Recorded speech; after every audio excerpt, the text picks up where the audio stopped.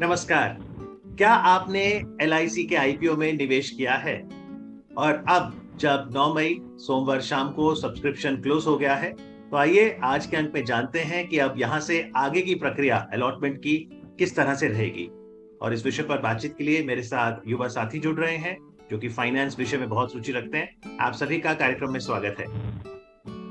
तुषार, सबसे पहले मैं आपसे जानना चाहूंगा कि अब जब सब्सक्रिप्शन 4 मई को खुला था, 9 मई को क्लोज हो गया, तो यहाँ से अब आगे का प्रोसेस क्या रहेगा? जैसे आपने बताया कि आज आईपीओ का जो एप्लीकेशन डेट थी क्लोज हो गई है, तो इसके बाद हम जिन जिन लोगों ने अप्लाई किया था they have to wait till the allotment date, जैसे कि 12 तारीख यानी 12 मई 2022 को। जैसे आप साइट पे देख सकते हैं, 12 मई 2022 को अलॉटमेंट की डेट आप अलॉटमेंट चेक कर सकते हैं। जैसे जिन जिन लोगों ने अप्लाई किया था, कुछ स्पेसिफाइड लिंक हैं जहाँ पे आप अपना यूजर नेम एलआईसी का, आप अगर नेक्स्ट स्लाइड पर जाएं तो जी सर थोड़ा आगे। हाँ जी, जैसे ये दो साइट्स दे रखी हैं, आप इन पे जाके सर नेक्स्ट स्लाइड जाना प्लीज। तो आपको ऐसी स्क्रीन दिखेगी। इसमें आपने अपना सिक्योरिटी टाइप में इक्विटी सिलेक्ट करना है, इशू नेम है एलआईसी सिलेक्ट करना है, एंड एप्लीकेशन नंबर आपका नहीं भी आया तो भी कोई इशू नहीं, आप अपना पैन नंबर डाल सकते हैं एंड सबमिट कर सकते हैं। 12 तारीख को आप ये फॉर्म भरेंगे तो आपको पता चल जाएगा कि आपने जो एप्लीकेशन तैयार दी थी उसके अगेंस्ट आपको शेयर अलॉट हुए या नहीं हुए। यानी अगर हम इंपॉर्टेंट डेट्स यहाँ से देखें तो अब अगली महत्वपूर्ण जी तारीख तुषार 12 मई रहेगी, जहां पर हम अपनी अलॉटमेंट का स्टेटस चेक कर सकते हैं। जी बिल्कुल। तो किस तरह का रिस्पॉन्स रहा? क्योंकि अक्सर हम सुनते हैं जब भी आईपीओ आता है कि भाई अंडर सब्सक्रिप्शन रहेगी कि ओवर सब्सक्रिप्शन। तो अगर हम भारतीय जीवन बीमा निगम के आईपीओ की बात करें, किस तरह का रिस्पॉन्स दिखा? जी, इसको retail investor and policy holders ने बहुत सपोर्ट किया इस इन्वेस्टर को, तो बम्पर आईपीओ निकला, मतलब 3 टाइम्स इसका सब्सक्राइब हुआ ऑलमोस्ट, अगर आप देखें इसको। तो आई गेस ये सक्सेसफुल रहा ये वाला आईपीओ। आयुष, क्या कारण देखते हैं आप कि आईपीओ का इतना सक्सेसफुल होना? नमित, अक्सर लिस्टिंग गेन की बात होती है जब भी हम आईपीओ किसी प्राइस में खरीदते हैं, और अब जब आगे वो लिस्ट होगा, लिस्टिंग गेन की बात होती है। इसे व्यूअर कैसे समझे? Sir, listing gain is like कि हमें जिस प्राइस पे शेयर ओपन होता है और हम उससे कम प्राइस पे उसको सब्सक्राइब कर लेते हैं, तो जो उसका डिफरेंस होता है वो हमारा गेन होता है। सो ये सर टैक्सेबल होता है। डिफरेंट अगर देखा जाए तो हर पर्सन डिपेंड करता है कि वो किस बंदे ने सब्सक्राइब करा है, उस हिसाब से उसके लिए वो टैक्सेबल होता है। जैसे कि अगर एम्प्लॉय करा है तो वो उसका प्रॉफिट काउंट होगा, और अगर इन्वेस्टर ने करा है तो उसका कैपिटल गेन काउंट होगा। सो सर यही मेरे हिसाब से होगा। और सर एक डिस्काउंट भी मिलता है डिफरेंट इन्वेस्टर्स को। वो साइड ये हुआ है कि पॉलिसी होल्डर्स को हमें हमें डिस्काउंट मिलेगा 60 रुपीज, एम्प्लॉयज को मिल रहा है 45 एंड रिटेल इन्वेस्टर्स को भी मिल रहा है 45, जो कि हमारा प्राइस है उसके ऊपर। ओके। तुषार, ये डिस्काउंट जो मिला है, क्या ये भी एक कारण रहता है कि इतना बम्पर रिस्पॉन्स रहा? जी सर बिल्कुल, ये एक मेजर कारण है। जैसे अगर आप चेक करें सब्सक्रिप्शन स्टेटस जो है, तो मैक्सिमम अगर आप देखें तो पॉलिसी होल्डर्स पे ही होगा, बिकॉज उनको मैक्सिमम डिस्काउंट मिल रहा था 60 रुपए का। तो अगर आप उनका स्टेटस चेक करें तो 6 टाइम्स आई गेस वो सब्सक्राइब किया था पॉलिसी होल्डर ने अपना कोटा को। जी। तो ये बहुत इम्पैक्ट दिया इस डिस्काउंट में, इस आईपीओ सक्सेसफुल बनाने में। तो अगर इनकेस डेट्स पर जी एक पॉइंट मैं ऐड करना चाहूंगा। जनरली क्या होता है, आईपीओ में जो डिस्काउंट होता है वो आपको अलॉटमेंट के बाद मिलता है। एलआईसी मेरे ख्याल से एक पहला आईपीओ निकला इंडिया में जिसमें जो डिस्काउंट था वो आपको एप्लीकेशन पे ही मिल गया। तो ये भी एक मेजर कारण है जो जनता ने इसको बहुत सपोर्ट दिया। तुषार, ये डेट्स थोड़ा और बताइए। 12 का तो आपने बताया, कौन सी साइट्स पे जाकर हम अपना अलॉटमेंट का स्टेटस देख सकते हैं। फिर 13 मई को जिस तरह स्लाइड में लिखा है, इनिशिएशन ऑफ रिफंड, यानी ये वो प्रक्रिया है जहां पर अगर अलॉट नहीं हुए क्योंकि ओवर सब्सक्राइब हुआ है, तो शायद जितना आपने मांग रखी होगी उतने शेयर्स आपको ना मिले, तो क्या फिर 13 को रिफंड मिल जाएगा? जी मैं समझाता हूँ। तो जैसे आपने देखा कि शेयर्स हमारे ओवर सब्सक्राइब हुए हैं, तो हर बंदे को तो उसको अलॉट नहीं मिल सकता। तो 12 तारीख को ये चीज चेक होगी जिसको अलॉटमेंट हुई है किसको नहीं हुई। जिसको हुई है उसका तो वेल एंड गुड, उसको शेयर्स डीमैट में मिल जाएंगे। लेकिन जिन लोगों को नहीं हुई, उनका अमाउंट जो कि बैंकों ने फ्रीज किया गया था वो अब रिलीज कर दिया जाएगा। तो 13th में इज द डेट जिस दिन को ये इनिशिएशन हो जाएगी और विद इन 4 वर्किंग डेज आपको पैसा आपके बैंक अकाउंट में वापस आ जाएगा, जो कि फ्रीज किया गया था for the application. With in how many working days? 4 working days sir, 4 working days. यानी 13 को अगर इनिशिएशन होता है तो हम ये माने कि 17-18 मई तक रिफंड आ जाएगा जिसको शेयर्स अलॉट नहीं हुए। उसके बाद 16 मई को credit of shares to demat account. जिसे जिन लोगों को शेयर्स अलॉट हो गए थे, अब उनको लिस्टिंग डेट से एक दिन पहले वो शेयर्स उनके डीमैट अकाउंट में आ जाएंगे। लाइक अगर मैंने सपोज 2 लॉट डाले थे 30 शेयर्स के और मुझे 2 लॉट अलॉट भी हो गए, तो 16 तारीख को मेरे डीमैट अकाउंट में शो करेगा LIC के 30 शेयर्स आपके अकाउंट में अवेलेबल है। तो आप ये कह रहे हैं तुषार 16 तारीख को शेयर्स तो वो शो करेगा डीमैट अकाउंट में, लेकिन उसके सामने शेयर का प्राइस नहीं होगा?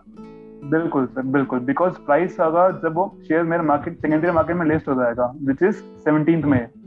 उस तारीख को डिसाइड होगा कि शेयर सेकेंडरी मार्केट में किस प्राइस पे लिस्ट हुआ है। यानी लिस्टिंग से एक दिन पहले शेयर्स डीमैट में क्रेडिट हो जाते हैं और उसके एक दिन बाद जो है सेकेंडरी मार्केट में उसका प्राइस आएगा। तो आपका क्या अनुमान है, जिस तरह से प्राइस बैंड 902 से लेके 949 था और जिस तरह का रिस्पांस रहा, क्या उम्मीद करें कि लिस्टिंग प्राइस में लिस्टिंग गेन होगा?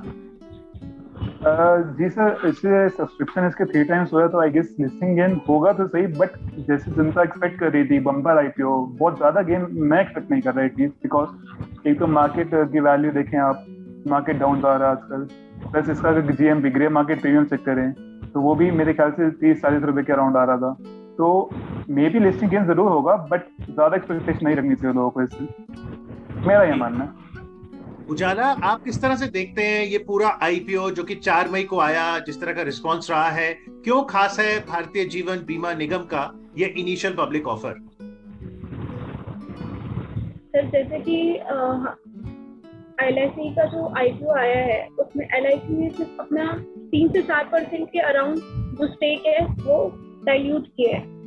तो अगर हम देखें तो LIC जो है इतनी पुरानी कंपनी है, तो उसको लेकर के हम अपने मनी को एक तरह से सेफ मान रहे हैं। हम जैसे रिस्क एंड रिटर्न का जो एक कॉमन नजरिया है उसको अगर हम देखें तो ये जो LIC का IPO है ये बहुत अच्छा IPO रहेगा एक रिस्क के पर्सपेक्टिव से। बिल्कुल, लिस्टिंग की जो तारीख है 17 मई वो महत्वपूर्ण होगी और देखना दिलचस्प रहेगा कि अगर वहां पर आपको मुनाफा होता है तो याद रखिएगा, अगर आप उसे बुक करते हैं तो उससे जुड़ा आयकर भी आपके ऊपर आएगा और उसकी जानकारी भी समझना बहुत जरूरी है।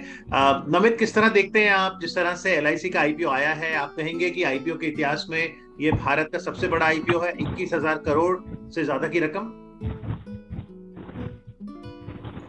हाँ जी सर, आज तक इतना बड़ा IPO अभी तक नहीं आया है हमारी हिस्ट्री में, और इसमें गवर्नमेंट 0.4 स्टेक अपना लिक्विडेट कर रही है, ऑफर कर रही है फॉर दी प्राइवेटाइजेशन, और कि इससे बड़ा कोई आज तक आया है IPO, और ये काफी स्टेप होगा कि इतनी बड़ी, इतनी ज्यादा बड़ी एसेट होल्डिंग कंपनी तो अपना IPO निकाले। जी तुषार, पिछले कुछ समय में जो IPOs आए हैं उनका ट्रेंड कैसे देखते हैं आप? क्योंकि कभी कभी लोग उनका उदाहरण बहुत देते हैं, फिर चाहे पेटीएम की बात हो, IRCTC की बात हो, क्या उस पैटर्न से भी जोड़कर यहाँ पर 17 मई को देखना दिलचस्प रहेगा कि लिस्टिंग का प्राइस क्या आता है और फिर कैसे सस्टेन करता है वो प्राइस? जी सर, बिल्कुल दिलचस्प रहेगा। जैसे अगर देखा जाए तो मैक्सिमम जो भी IPOs आए हैं कुछ 1-2 साल में मोस्टली सक्सेसफुल रहे थे जब वो लिस्ट हुए थे, लेकिन कुछ दिन बाद ही देखा जाए तो उनका प्राइस नीचे इतना आया कि जो लिस्टिंग गेन था वो भी एग्जॉस्ट हो गया। जैसे हमारे पास मेन एग्जांपल, प्राइमरी एग्जांपल एक पेटीएम है, जोमेटो है, वो लिस्ट तो अच्छे लेवल पे हुए थे, लेकिन जब उनका नुकसान हुआ तो सर आप देख सकते हैं उनकी 50% 70% वेल्थ इरोड हो गई इन्वेस्टर्स की। तो LIC से उम्मीद तो अच्छी है हमारी, बट देखते हैं कैसा होता है।